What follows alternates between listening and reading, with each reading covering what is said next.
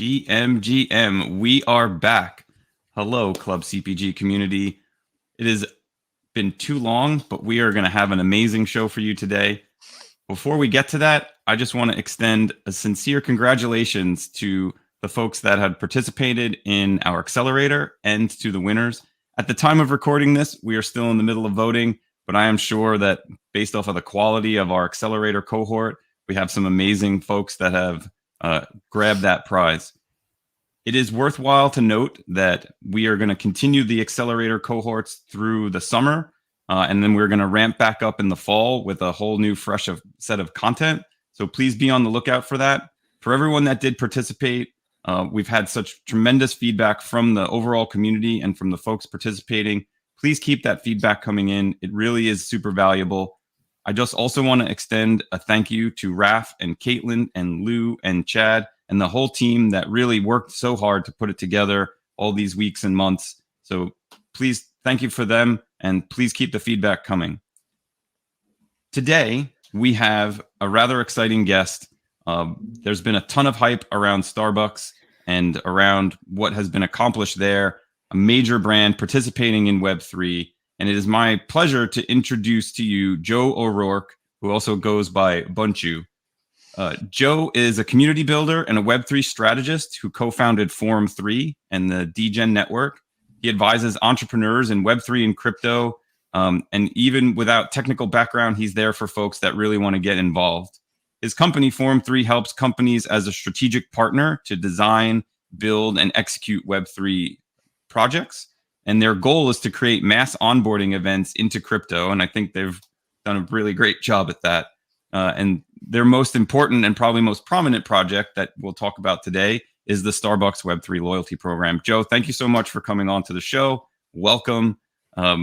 We've got an exciting set of questions here. How are you doing this morning? GM, thank you so much for having me. I'm super excited about this. I was actually a member of CPG when y'all launched back last year. So this is a super exciting full circle for me. Well, thank you for your participation. Thanks for joining us.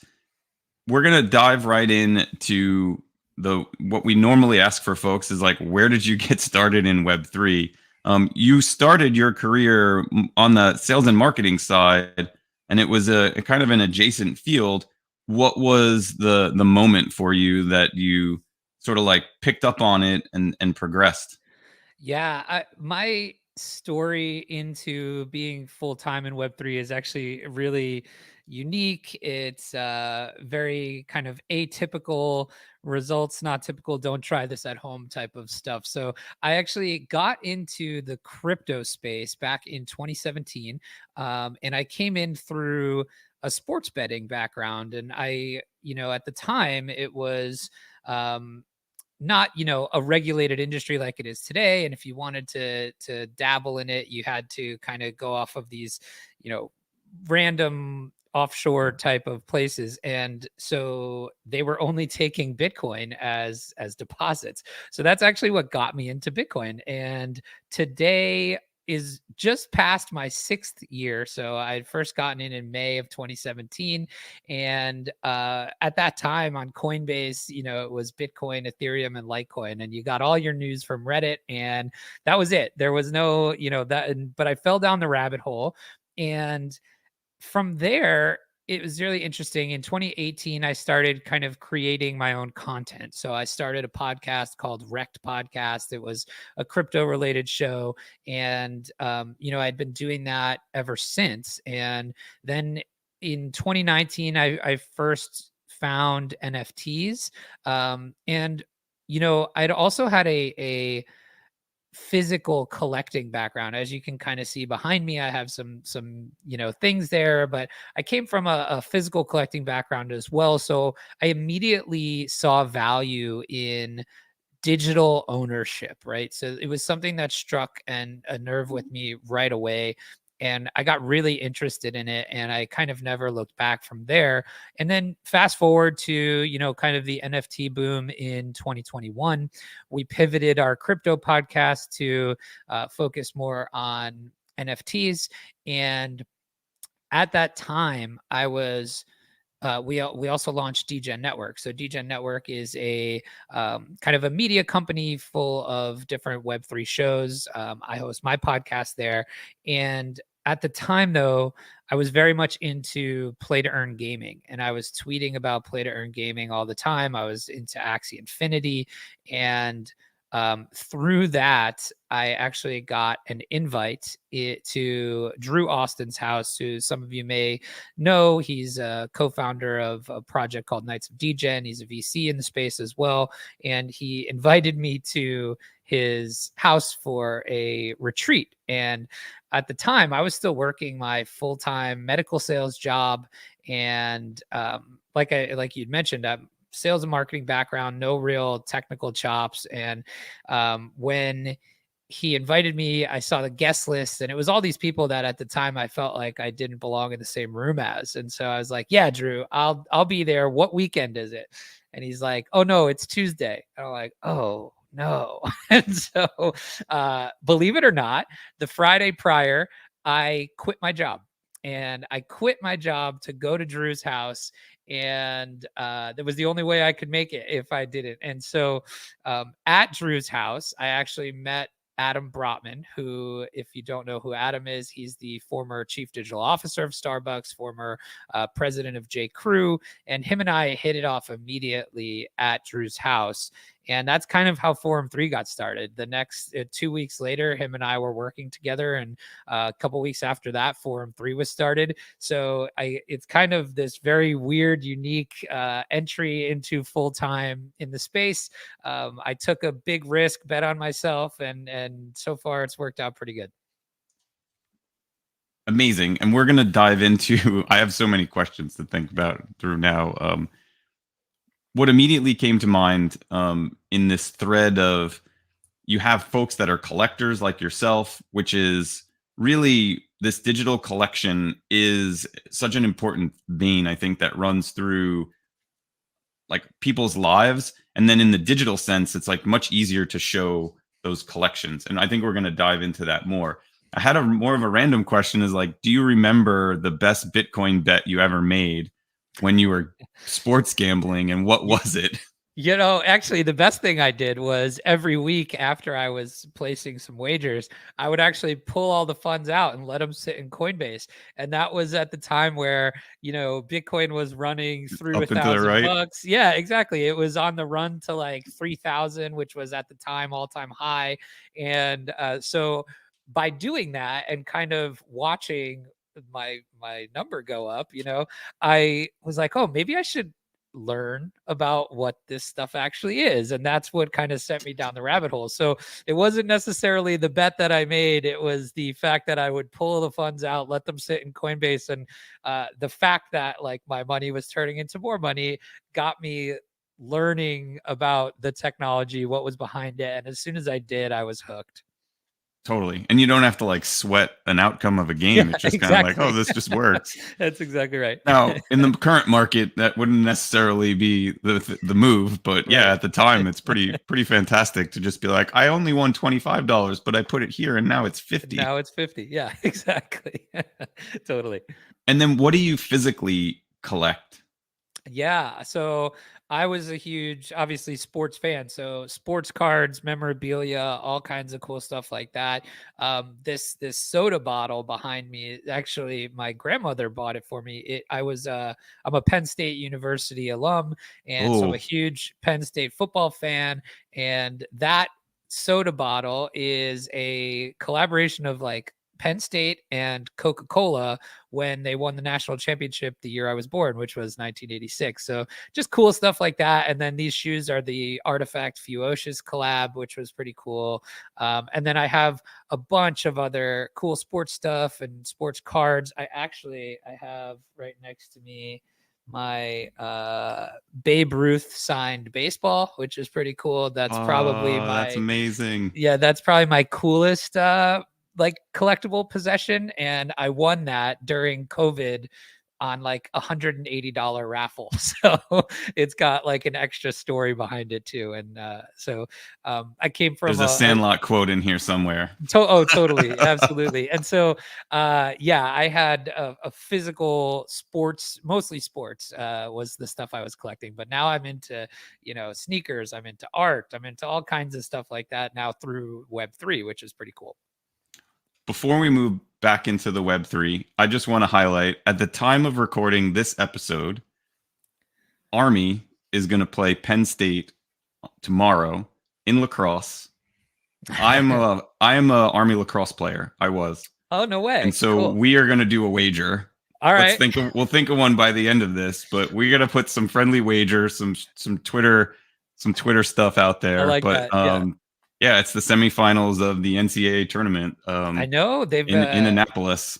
It's been, Penn State sports everybody knows Penn State football, but it's just been such a cool just program to follow they've had such a come up in a lot of different sports in the last 10 years. When I was in college there, the hockey program, which is now, vying for like Frozen Four every year, they were a club team when I was there, which is pretty crazy. So it's cool to watch, your programs progress. And I'm sure you feel the same especially if you were part of a team, which is pretty cool. Yeah, 100%. Well, we'll have to figure out that. We'll have to figure out that wager. We'll have to figure out that wager. Down. Yeah. All right, great. I don't know that I'll put. Well, we could put a little Bitcoin on it, maybe. I don't know. We'll figure something out.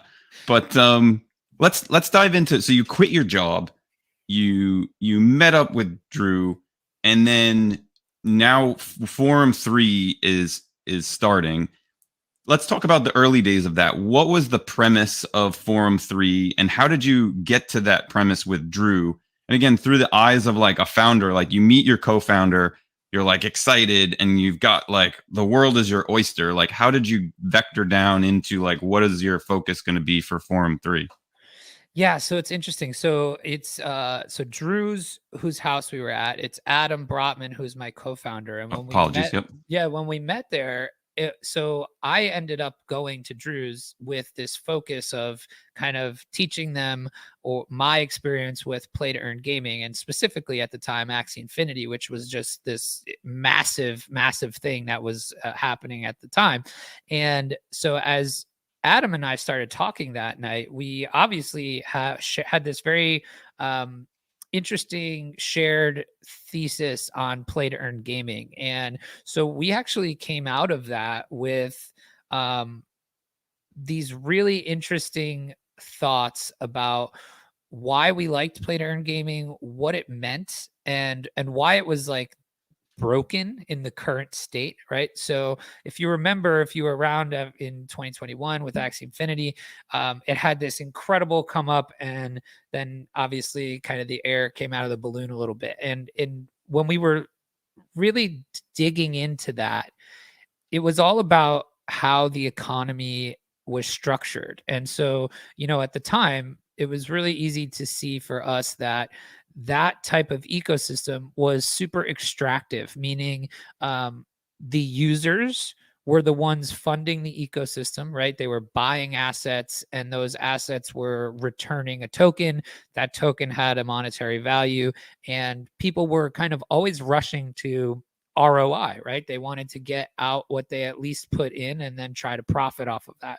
And the way those structures were set up, that is not a functioning economy, right? But so we were super interested in part of those tokenomics, and our original thesis was, well, what if you take these kind of play to earn mechanics and apply them to a brand or an entity that actually has power to fund and back one of these ecosystems, right? Where it's not extractive, meaning the user's not buying in and funding that whole ecosystem. It can actually be funded by a brand, and that brand has clout and collectability and things like that. And what would that kind of ecosystem look like?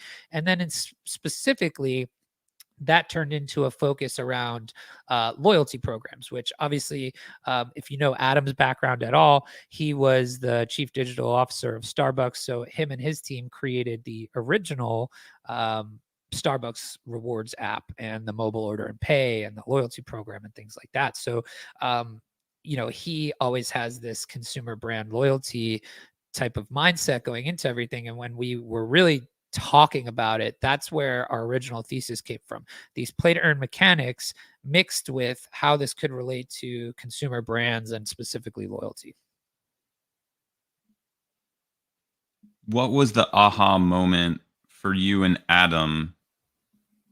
And how did you formulate it where you were like, man, I really think Starbucks would do this? Yeah, it's interesting. So the relationship with Starbucks was very interesting. Obviously, Adam having worked there in a C-suite capacity for many years, had a really great relationship with Howard Schultz. And at the time, Howard was not at Starbucks anymore. He was on the board, but he was not running the show. But he was interested in what Adam was doing with Forum3 and specifically Web3. So we had talks with them, and our other co-founder, Andy Sack, he and Adam had dinners with Howard, and we're kind of explaining all the things that Web3 can do. And that was kind of how the original relationship formed. And then months later, Howard ended up going back to be the CEO of Starbucks as an interim for the third time. And he kind of then tapped us on the shoulder and was very interested in doing it. So that's how the relationship formed. But the structure of the thesis really came from, okay, what if you take digital collectibles as a form of earning in the scope of a brand that has collectability, and you create this immersive loyalty experience out of it where it's not as much transactional like the traditional program is. It's more experiential, community based, things like that.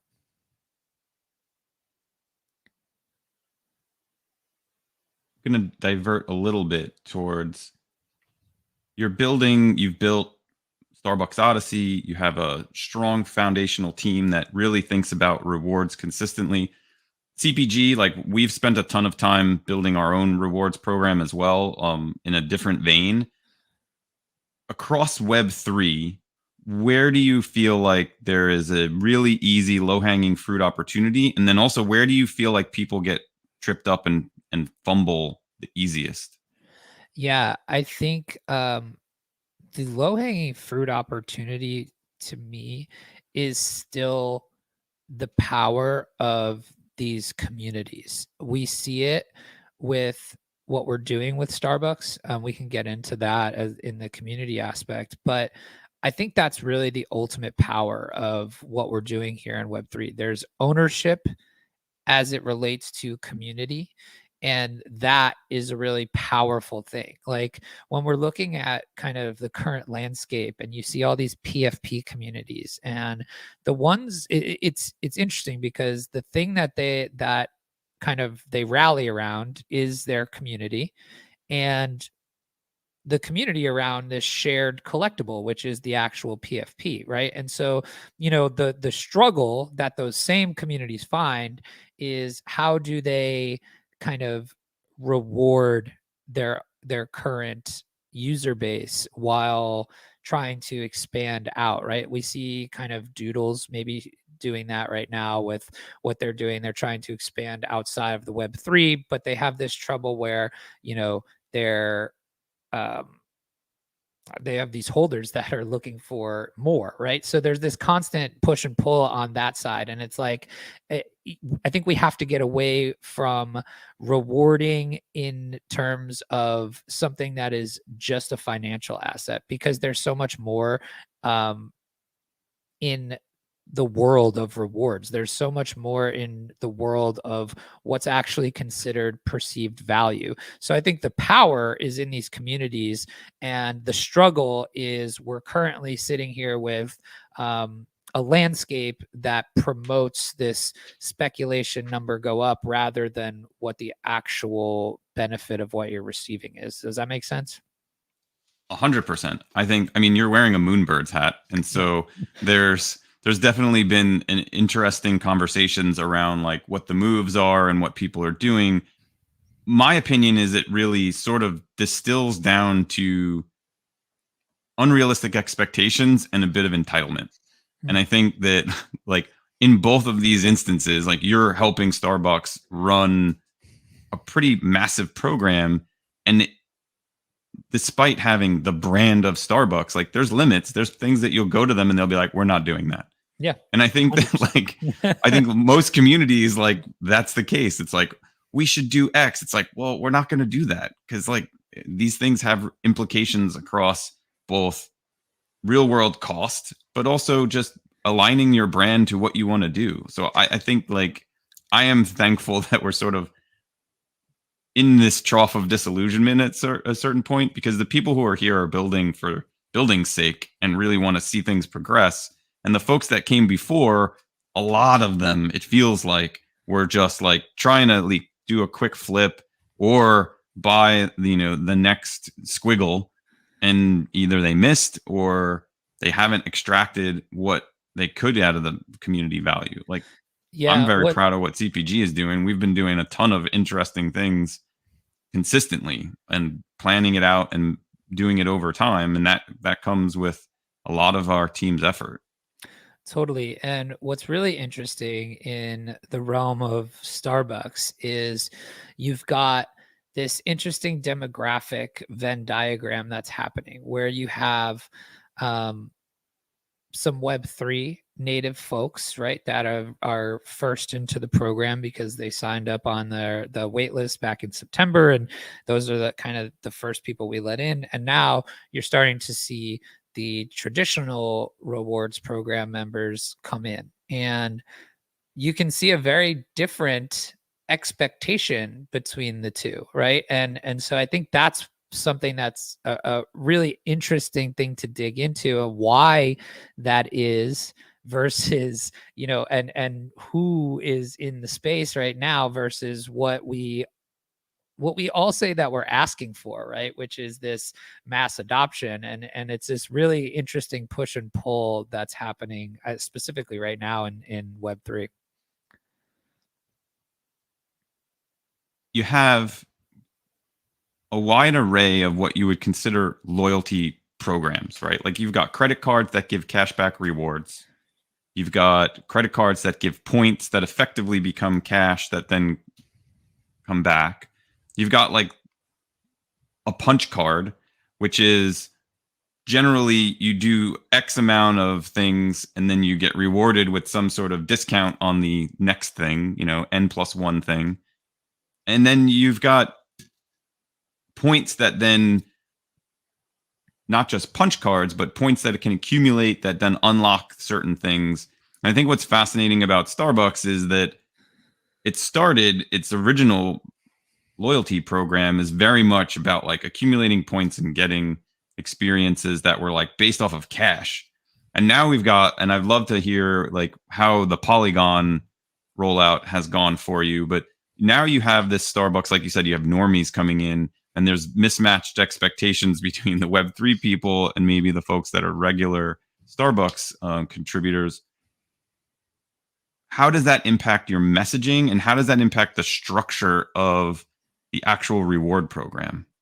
Yeah. I mean, just to go back to the structure piece, what's really interesting about Odyssey is it's different than all of those things that you described in the traditional rewards world, right? So our view is that the consumer is changing, right? And what the consumer expects from a brand is changing. And loyalty in the past has been what a customer owes to a brand, right? To get said discount, to get the next thing, to do all that. And I think where we're going is loyalty is now becoming something the brand owes to the customer, right? And so that's a switch, right? And so all of these brands are struggling to vie for attention from consumers, to vie for participation and real deep connection with the consumer. And the consumer is going to go wherever they're feeling most appreciated, rewarded, recognized, right? And so that's where this concept of kind of experiential loyalty comes in, which is what we're trying to accomplish here with Odyssey. And what's really interesting about that is when you look at what the traditional loyalty program for Starbucks was, it's a very much like you said, it's transactional. It's I'm giving you, Starbucks, incremental visits and incremental spend. And in return, you're essentially giving me something that amounts to discount. So there's some really interesting business cases that a program like this solves for versus what the traditional program is like. And then there's also these really interesting insights that Starbucks has about their users that kind of play really harmoniously with what we're doing in Odyssey. And so the first one part is, you've got this very transactional, huge scale loyalty program, 30 million monthly active users, right? So there's a very real cost associated with everything you do inside that program, right? Like anything that you do with stars is your discount line, right? And that becomes very prohibitive to do certain things inside a program like that. Now introduce the feedback that Starbucks has from all of its, biggest loyalty customers. And what they are actually asking for is more what I talked about in the beginning, more things like experiences, more things like access, more things like recognition.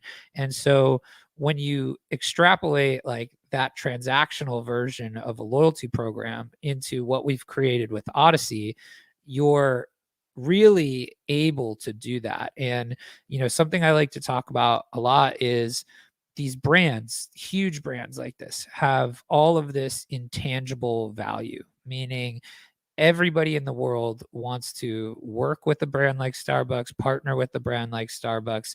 And that's artists, musicians, other companies, all of this stuff. And in the past, that's looked very much like push marketing, right? Like Starbucks has a partnership with X, and the only way you can derive value of that is consuming that content and buying more Starbucks.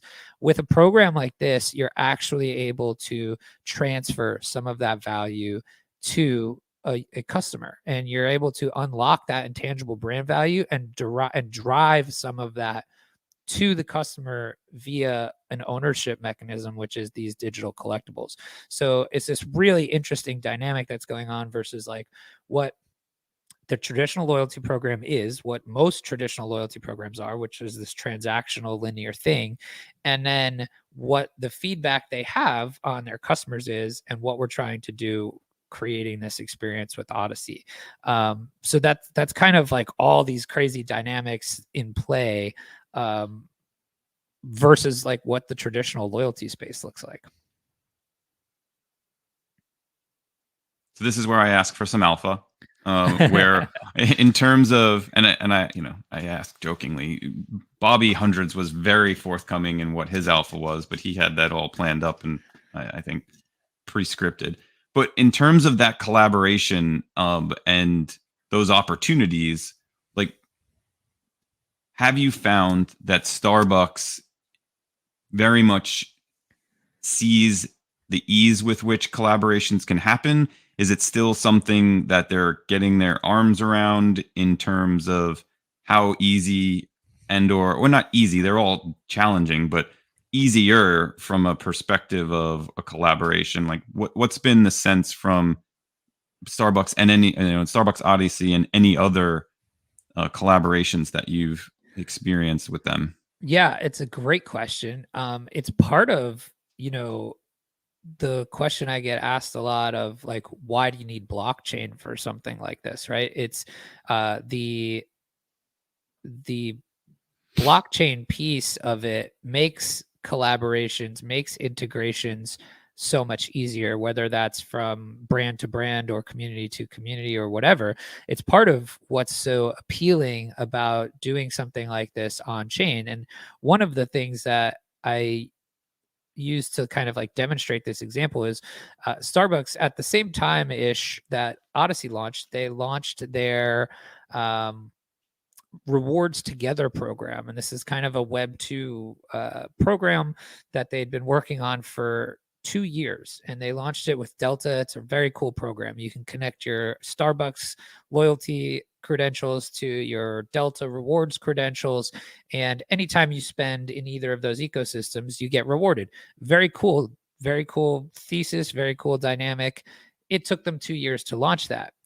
With a blockchain based program, all you would have needed to do is have a wallet connect on either site, prove you are part of either one of these things, and you can kind of be creating these collaborations instantly almost, right? So, I use that example to showcase how, to your point, easy these collaborations can be. And so, to your original question about does Starbucks see that, the answer is yes. And so one of the things that Forum3 does in the relationship with Starbucks is we are actually out there sourcing collaborations with artists, with brands, with other companies, things like that, and bringing that to the table for the Starbucks team to kind of vet and we're actually presenting ways that these things could be integrated into Odyssey. And we have this whole plan of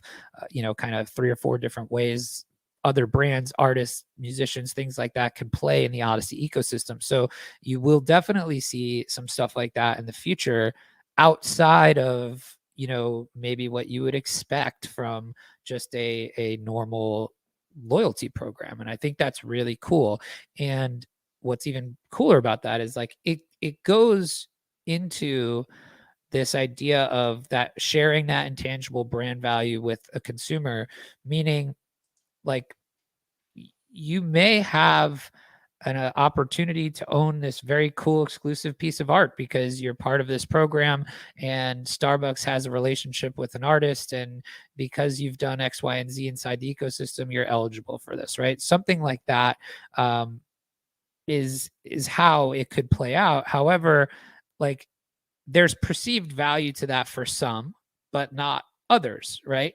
And what's very cool about this program and the points being on chain is that if that's not your cup of tea, but it is for somebody else, you can transact. Or a cup of coffee. Right, or a cup of coffee. You can transact, right? So there's a marketplace where you actually own these points. They're embedded in your NFTs that you're getting. And so if you're eligible, but that reward is not your bag, you can go and sell that to somebody who may find incredible value in something like that, which is a whole other dynamic of this, of having a program like this, which is really unique. Also, shout out to my amazing colleague Morgan, who is actually one of the, I call her the godmother of Odyssey because she's running all of our collaborations. So she's crushing that right now. So there's some cool stuff in store for collabs in the future. Cool. Morgan CPG is waiting too. So give us a ring. Yeah. In our own experience with our rewards project and product, I came to it as this. I'm a pretty substantial gamer in a certain sense of not just video games, which I spend a bunch of time with my kids with, but really like board games, and gamification is something I love. I've designed board games in the past. It ultimately comes down to a really great game has to have a very well-crafted end game. And I don't know that loyalty rewards programs will ever have an end game, but I think one of the things that you find when you play games over and over and over again, and you certainly see this in the wider spectrum of Web3, and even there's Twitter ads for that points guy who tells you how to really game the system to the nth degree. How much planning and how much research do you spend for each event in the intended outcomes and then figuring out what the unintended outcomes are? Because people are going to find a hedge, and no matter what you do, and you see it in Web3, you see it in Blur, you see it all over the place. They find some sort of wedge and they drive it hard. And then the thing that we've found with blockchain is there's no reversibility in it intentionally. and that has like significant impact on like how you build a game, because you can't like undo things. So what was the process, and how do you think about that in the Web3, which is effectively gamification of Odyssey, in what's happened? Yeah, it's a really interesting question. I think this is where the partnership of Forum3 and Starbucks really comes into play, because Starbucks loyalty team has incredible experience with kind of how to manage these points universes, right? And they've seen kind of how people will game the system on their normal rewards program, right? So they had some really interesting insights. And then from our side, it's okay, well, how can those things be exploited via the blockchain piece, like you said? I think one of the the problems that a lot of these programs have, and it's a kind of a cat and mouse game, we saw it with Top Shot and things like that, is multi accounting is probably the easiest way to kind of skirt some of these guardrails that we've put in place. And that's always going to be a cat and mouse game, because it's you run the risk of kind of alienating people who are doing things the right way and there's always going to be people that try to game the system, right? And so I think that's probably one of the things that is hardest to manage in a program like this. But outside of that, like, we've put some really interesting dynamics in place of how you can, in order to really maximize the program, you need to be really participatory, right? So there's not an easy way to get the most rewards from passive actions, right? So what I mean by that is, like, it's not an easy thing to bot, right? You can't participate in a drop without having an Odyssey account. You can't participate in a drop without being certain like you actually need to have a Starbucks loyalty rewards program account to even be in Odyssey. So that's been a nice buffer, right? You can only you can only use your information once. So even if you had 100 rewards accounts, well, that means you would need to actually make purchases on those to be at the top tier. So there's levels and things like that we've put guardrails in place for. I think it's a fascinating question, because it's the thing that we spent so much time prior to launch thinking about, on how you can structure this in a way that we've seen other programs be exploited, right? And so you can never get it 100% right. You're always going to have some people that find, like you said, a wedge and drive it. But because of some of those initial guardrails, like having to have a rewards account, having the top level tiers be really only accessible from the most participatory users, because it's an experiential program, those have kind of kept it pretty in check. We're also doing some interesting things with the points universe, right? So there's kind of this idea of annual points versus lifetime points, right? So you're going to see stuff like that in the future. And that kind of puts in a very unique guardrail. But it also, like you said, alludes to endgame, right? So it doesn't necessarily just happen within an annual bubble. There's this lifetime idea, which is aspirational and keeps you going and keeps you participating. So yeah, it's a fascinating question, but I think we've tried to do a good job at stopping most of that. It's what makes a great game is not just the perception of fairness, but also like the enforcement of it. I think people like, I'm like, what's your favorite game? And like, oh, I love Monopoly. I'm like, Monopoly is like the worst game ever. And Monopoly is the worst game ever for a lot of, really, when you think about it, very obvious reasons when you play it. It's like, when one person has the dice, they're the only people that are actually moving. It's totally randomized. So there's not actually really strategy other than the simplest strategy, which is like buy everything that you land on. And then you get all the way to the end of the game, and the rules are like, well, I'm in third place, and I don't like the person in first place, So I'm going to sell all my stuff to the second place person and make them the winner. And that is like, it's the worst. You spend like 4 hours playing Monopoly, and if you do like speed Monopoly, like my cousins and colleagues do, like it doesn't take that long. But it is like a poorly crafted game, and it's got like, you know, all the stuff. But when you play like a really well crafted game where you never feel out of it, you always have, like, even as you get very close to the end game, there's some low probability things that you can maneuver to have it work. But, you know, it's a long shot. So the people who have been playing it well are genuinely have a higher percentage of winning, but not like, it's not a lock. And that's what, like, those elements, bringing them to all sorts of games, you never feel out of it with Starbucks. You miss something, okay, but you can still catch up. That lifetime goal, which I'm excited to see that roll out, like, those are all critical elements of like this fairness in the game, because people don't want to show up and be like, oh, I'm just going to lose. Like no one likes that feeling. Totally. And that's like one of the really interesting things of Odyssey is that you've got not only kind of there's a way to participate for everybody, right? So there's the way to participate in which you're only doing journeys and you're really never having to buy any of these limited edition stamps. And if that's the way you want to play, there will be something for you, right? You will feel like you've earned the rewards that you're getting. And then there's, you know, the kind of power user version of playing the game where you want to be the top tier level. There's many ways for you to get there, and those top tier rewards are going to be worth it for you, right? And so that's what I love about the way that this is constructed. Is we wanted to give people I think two things. We wanted to, one, meet people where they are, which is buying coffee from Starbucks, right? So that's what they do every day. How can this fit into that in a way that feels natural to their normal cadence with the brand?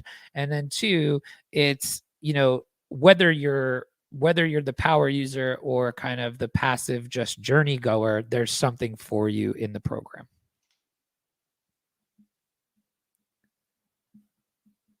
Yeah. Show up every day, get your coffee, keep going. That's right. And so, like, you know, like one of the initial journeys is called the Coffee Heritage Journey. And you know, what's super interesting about the way that this works, if you're not familiar, the TLDR on Odyssey is just you log in. It's associated with your Starbucks rewards login. So that's how the transactions can be tracked. So anything you do in store is able to be tracked through Odyssey that way, which is really cool because that allows us to get really creative with the types of things we do on journeys. And obviously you can see a bunch of future use cases for that, both like IRL and digital. And then, but so you log in, you complete these journeys. The journeys are, you know, typically 4 to 5 different kind of quest checkpoints. They include things like, you know, watching branded content, doing kind of fun Starbucks Odyssey or Starbucks trivia. And then there's typically something around, you know, trying coffees. And so this heritage journey, the first one that you see when you log in is buy a Starbucks coffee every week for 5 weeks in a row. And what I use this one as an interesting example of the kind of like meet people where they are, because it's not buy 5 coffees this week. It's not buy 5 coffees today, right? It's not meant to be a forcing function of something that feels unnatural to you down your throat to get this reward, right? It's like, oh, well, I go to Starbucks twice a week. This is easy, right? Like this is an easy thing. And that's what I love about it. It's not difficult. It's about participation. Like that's it. It's not like these crazy things that feel unnatural to you. it's really authentic to how you interact with the brand if you're a Starbucks fan. So like, you might get somebody who comes into the program who's a Web3 native person, but not a Starbucks fan. And they're like, well, why would I want to do this? I'm like, well, you wouldn't. This is for Starbucks people. You know what I mean? And we get a lot of that. And it's like, but we also get people that have never interacted with Starbucks before coming in and saying how much it's changed the way they interact with the brand, which is really what the end goal is. That's fantastic to hear. It shows at the largest sense for everybody in Web3. I just want to thank you because you have a giant brand who is approaching Web3 in this very pragmatic way, leveraging the technology as it's like really intended to be, with like a solid steward and a responsible steward for the brand, which is ultimately, people love Starbucks. I love Starbucks. What you've accomplished is really inspiring. And so I just want to say thank you and keep going. I want to touch on two things. One is we have a POAP that we issue for each one. So if you haven't collected it yet, in the chat, there will be the secret word for our POAP. You can play the game. And then we definitely have to figure out this bet in the next little bit. Yeah. And then I want to turn it slightly to, you're an entrepreneur. You took that bold step. You quit your job. You went for it. And then we've got a whole slew of folks that are building in our accelerator. What would you say to them at this point in this real bear of a market? Both of your experiences in hitting it sort of probably a little bit more in the bull, but now in this, how you persevere through it. Yeah, I think there's a couple things there. And just like if you go back to the beginning of my story when we started, coming in 2017 was like coming in the middle of 2021, right? Like those were bull markets. 2017 December was when Bitcoin hit its 20,000 all-time high prior to last cycle, right? And then it went and fell all the way back over the next 2 years to 3,000, right around COVID, right? So I've seen this cycle before, and we're in another one. So if this is your first cycle, my advice would be, it gets better. It will, but this is the time that you want to be building, right? So one of the, I would say, great benefits of my journey was the fact that I was creating content. And the reason for that is, if I wasn't doing it, if I didn't have a reason to kind of stick around and show up every day, I would have potentially been like the thousands and thousands of others that came in, thought it was a bubble, left, wasn't paying attention, and then just come back when it hits again. And that's not how you win if you're a builder.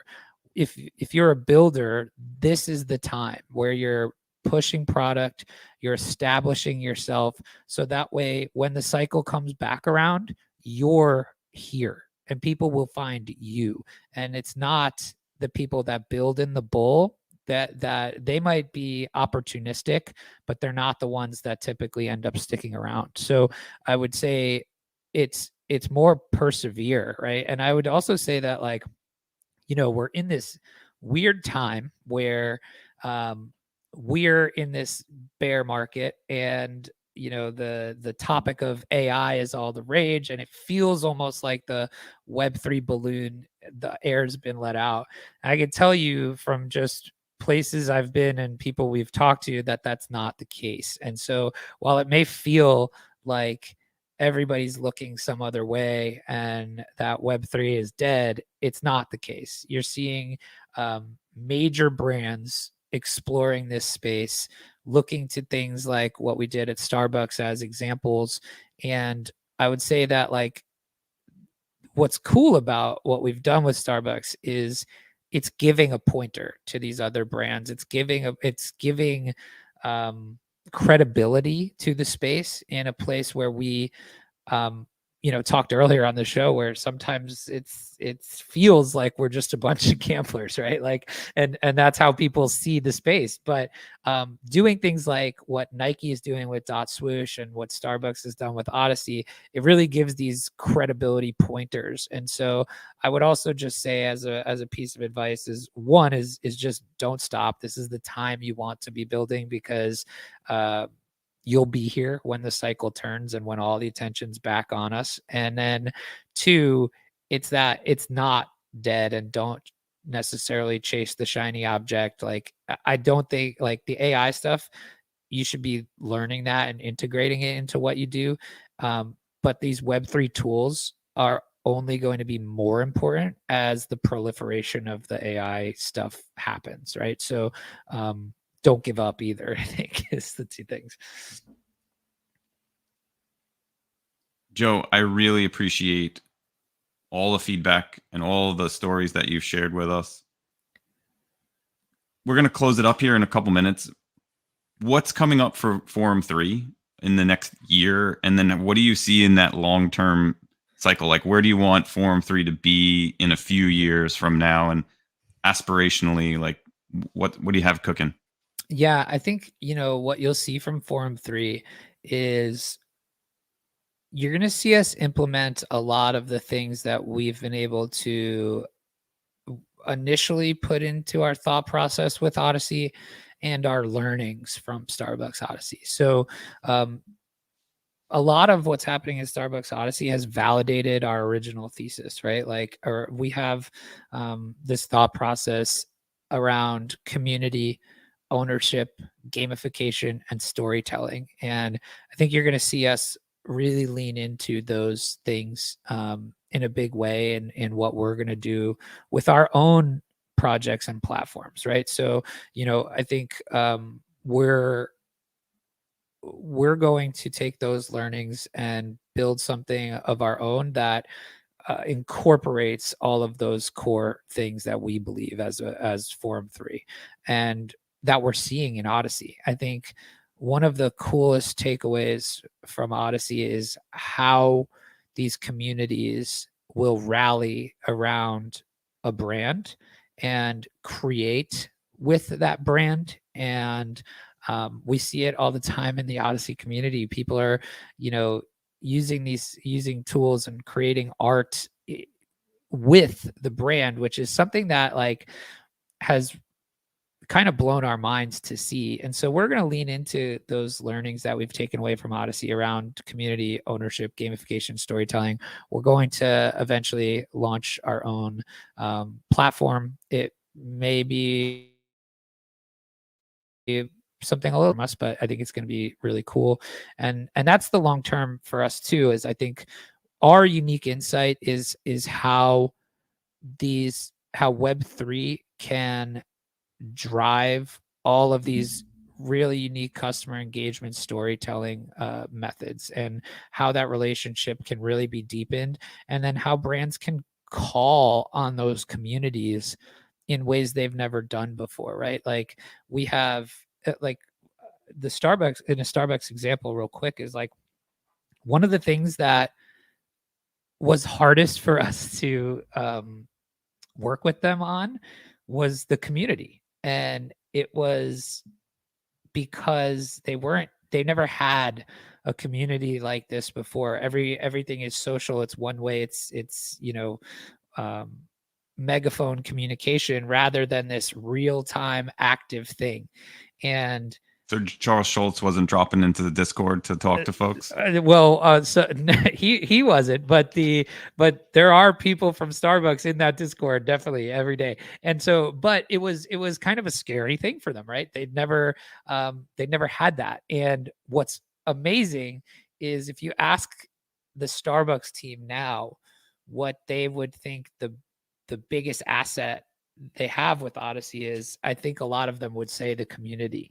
And it's because of things like this user generated content that's coming out, this of the community, this incredible feedback loop that they have with the community in terms of the platform and benefits and rewards and the brand in general. And so, we're taking those learnings and we're going to create something pretty cool out of that. And I think for the bet, maybe one of the things I like to do is with my buddies when it's just like a friendly wager is we have to send each other something from our hidden folders. Oh, the NFT graveyards that we have. and then use it as your Twitter profile. Yeah, I like that. Except I don't know, the Twitter profile is going to be hard because Elon is if you have the check mark, you can't change your profile back for like 7 days or something. So Oh, it's a bet. that's the bet. All right, maybe just the handshake wager will be on straight wins and losses. We're not going to take any points on it. I think it's probably too hard. And so if Army wins, I propose that you have to declare just like a public appreciation for the team and give a retweet of the Army lacrosse team. Maybe we can have somebody put maybe we can have someone put an Army lacrosse jersey on my PFP, and we'll and we can put that out into the world. I like it. All right, and then I will put a Nittany Lion good game GG tagging you as well. Dig it. Going from there. So yeah, we'll keep it very friendly. I'm very excited. I played against Penn State and I played in Navy Marine Corps Stadium. It is a really special place to play. It is hot this time of year, so it's going to be fun. Joe, again, thank you so much for joining us. We're excited to see what Forum3 has cooking up next. Would love to just stay in touch and bring you back when we have other things that you want to talk about. And I really appreciate your very unique perspective on how to pull it together. I mean, community, gamification, ownership, and storytelling. And the order wasn't the exact way you put it, but those 4 tenets are a beautiful summarization of what the core of a loyalty program should be. And I'm excited to see what Forum3 does and hear about the next big brand you bring on. Thank you so much for joining us today. Thanks so much for having me. This was a blast. I appreciate it. And shout out to the CPG community. This was really fun. Thank you. Thank you.